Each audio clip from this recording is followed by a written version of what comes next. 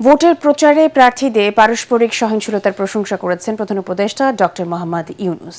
রাতে রাষ্ট্রীয় অতিথি ভবন যমুনায় নির্বাচন প্রস্তুতি সংক্রান্ত বৈঠকের পর প্রেস সচিব শফিকুল আলম জানান, প্রধান উপদেষ্টার আশা মানুষ নির্ভয়ে ভোট দিতে পারবেন। তিনি জানান, চলমান নির্বাচনে শান্তিপূর্ণ ও সৌহার্দ্যপূর্ণ পরিবেশে সন্তোষ প্রকাশ করেছেন অন্তর্বর্তী সরকারের প্রধান উপদেষ্টা ডক্টর মোহাম্মদ ইউনূস।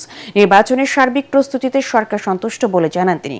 নির্বাচনী কর্মকর্তাদের সঙ্গে সুরক্ষা অ্যাপ তৈরি করা হয়েছে বলে জানান শফিকুল আলম। চিফ অ্যাডভাইজার তার বক্তৃতার প্রথমেই সন্তুষ্টি প্রকাশ করেছেন যেইভাবে ক্যাম্পেইনটা চলছে। তিনি বলেছেন সারা দেশে উৎসাহ উদ্দীপনা শান্তিপূর্ণ ও সৌহার্দ্যপূর্ণ পরিবেশে নির্বাচনের প্রচারণা চলছে।